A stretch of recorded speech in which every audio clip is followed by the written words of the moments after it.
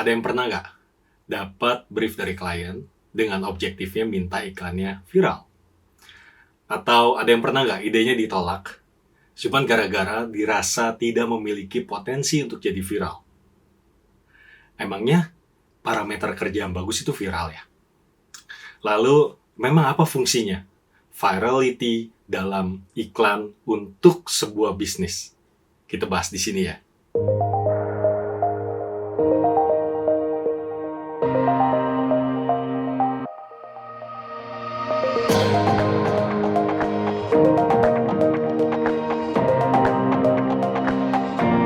Hai, selamat datang lagi di channel ini. Channel yang ngebahas tentang dunia kreatif, dunia periklanan, dunia marketing, dunia brand. Nama gue Andre. Di channel ini kita nggak ngebahas mengenai teori, kita ngebahas tentang praktek. Dan kali ini kita akan ngebahas tentang topik yang lagi hangat-hangatnya, yaitu virality pada sebuah iklan. Kita balik ke pertanyaan basic. Kenapa sih sebuah iklan itu perlu jadi viral? Yes, untuk membangun sebuah awareness. Setiap harinya ada ribuan informasi yang datang ke kepala seseorang. Kita sebagai pembuat iklan bersaing dengan ribuan informasi itu. Kita bersaing dengan iklan lain. Kita bersaing dengan konten yang bertebaran di dunia maya. Kita bersaing dengan dunia entertainment. Dan kita bersaing dengan informasi-informasi lainnya yang banyak banget. Dengan jumlah uang yang sangat besar dikeluarkan oleh sebuah brand, maka ekspektasinya dia ingin iklannya atau informasinya itu nyampe ke kepala audiens. Kita bersaing dan stands out dari semua informasi lainnya. Caranya gimana? Ya, dibuat jadi viral. Nah, ceritanya kita berhasil nih bikin iklan kita jadi viral. Tapi kok naiknya bisnis tidak seiring ya dengan viralnya iklan kita? Apa yang salah dari semuanya itu? Ini faktanya. Kaget nggak? Kalau faktanya hanya 3% iklan yang berhasil membuat konsumen membeli produk atau servis yang diiklankan. Jadi ternyata viral aja nggak cukup ya? Apa viral yang salah? Loh, emang ada viral yang salah?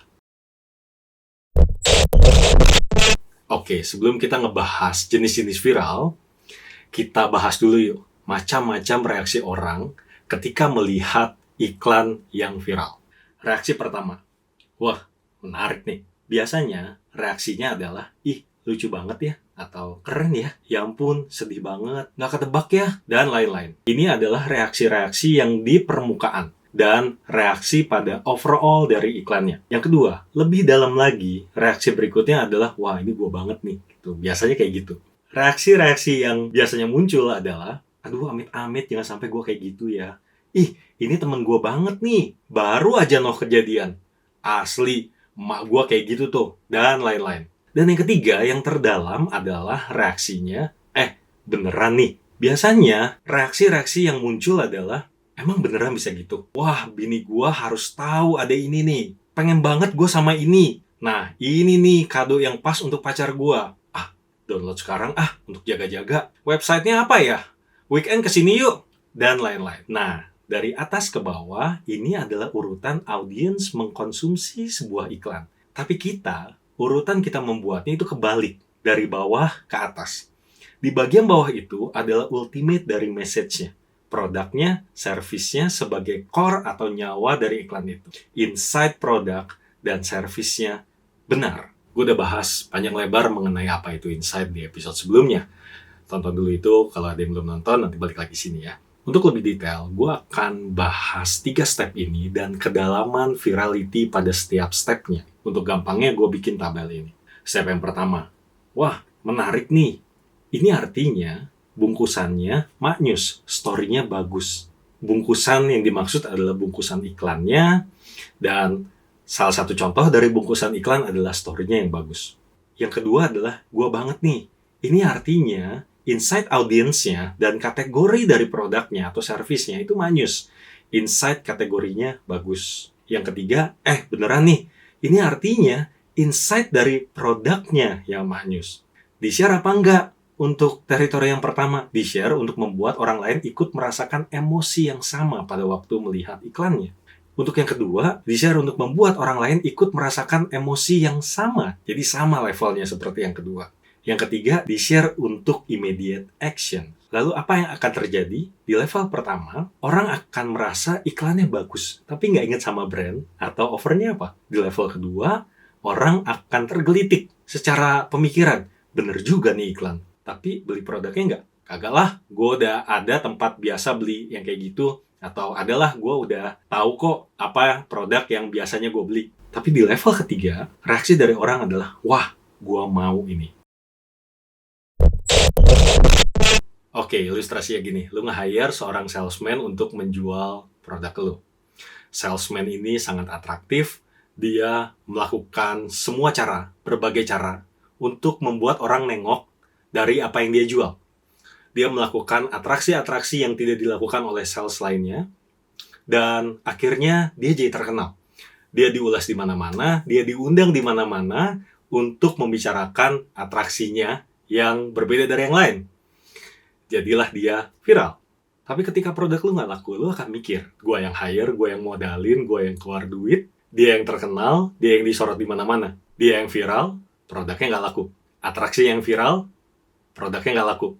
Itu adalah perasaan klien lu ketika yang viral adalah iklannya, bukan produk dia. Kita main analogi untuk bisa menggambarkan bahwa virality itu bukan segalanya dalam kehidupan nyata, image dalam sebuah iklan itu bukan segalanya dalam kehidupan nyata. Kita lihat analogi gambar berikut. 4 orang tua yang punya ritual ketemuan tiap sebulan sekali ngopi-ngopi, update tentang kehidupan. Ini kamu. Dan kebetulan 3 teman kamu yang lain semuanya tukang kayu. Ini teman kamu si A, charming, ganteng, selalu cerita kisahnya yang menarik. Dia selalu jadi center of attention di pertemanan. Teman-temannya banyak, dia terkenal sebagai tukang kayu asik di semua kalangan. Ini teman kamu si B. Dia setiap nongkrong selalu kasih tahu temennya, dia akan kasih promo sama teman-temannya kalau pakai jasa dia sebagai tukang kayu. Ini teman kamu si C. Dia nggak pernah ngomong macam-macam, tapi namanya harum banget karena dia selalu sukses dalam proyek yang ditangani. Nah, waktu tiba-tiba kamu mau membuat lemari dan butuh jasa tukang kayu, siapakah yang akan kamu hubungi? Pastinya, jika kamu ingin banggakan ke semua orang kalau kamu sedang membuat lemari, maka kamu akan hubungi si A. Jika kamu pikir bahwa pekerjaan ini sederhana kok,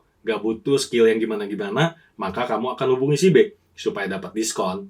Jika kamu merasa pembuatan lemari ini gak boleh gagal, harus sempurna, maka kamu akan menghubungi si C. Nah, ini adalah sebuah ilustrasi. Kamu adalah audiens, 3 teman kamu itu adalah brand yang teriak-teriak di kuping kamu dengan positioningnya masing-masing. Selama ini kebanyakan dari kita yang penting viral aja. Gak peduli viralnya itu tepat gak sama brandnya, tepat gak sama message-nya. Pada kasus ini, mirip kayak si A. Orangnya asik dan membuat pekerjaannya bisa dibanggakan. Kita bisa banggain ke semua orang kalau misalnya kita pakai itu. Iya, kalau misalnya kebutuhannya atau brandnya atau produknya itu adalah produk yang bertujuan untuk dibanggakan, membuat identiti kita seperti produknya itu. Tapi kalau misalnya kebutuhannya untuk bikin lemari, memangnya itu perlu dibanggain. Pada banyak kasus, virality tidak membuat orang memilih brand atau service kita. Virality itu membuat orang nengok pada iklannya. Ya, tapi kita harus tanya, apakah dia ingat sama message-nya? Apakah dia ingat sama brandnya? Atau hanya dia ingat pada iklannya? Brand truth akan jauh menjadi landasan seseorang memilih brand atau service yang akan dia gunakan. Coba seberapa sering kita membuka 1-2 aplikasi untuk ngebandingin harga mana yang oke, service mana yang oke, pada waktu kita terakhir kali ingin decide mau beli atau menggunakan jasa dari aplikasi-aplikasi tersebut. Padahal kita tahu iklan dari aplikasi-aplikasi tersebut itu banyak yang viral. Coba dilihat lagi deh, itu viral iklannya atau viral message-nya.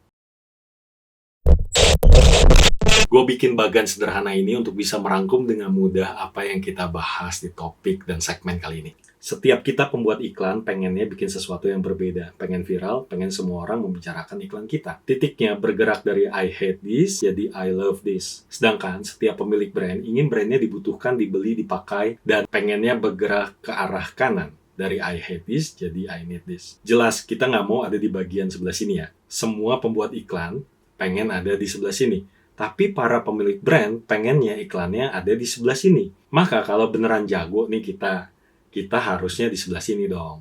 Sangat sulit membuat iklan yang viral, yang dibicarakan banyak orang, yang disukai sama semua orang. Yet, in the other hand, kita menjual message-nya dan produknya dengan sangat benar. Produk dan message selalu jadi core utama, nyawa utama dari iklan kita. Sulit loh itu. Tapi ya, bukankah itu kenapa kita dibayar? Terima kasih udah nemenin gue ngobrol di segmen ini. Bagikan channel ini ke teman-teman yang membutuhkan, saudara-saudara yang membutuhkan. Sama-sama kita ngobrol lagi, kita asikin lagi dunia advertising, dunia brand, dunia komunikasi di Indonesia, dan sama-sama kita cetak generasi emas Indonesia. Bye!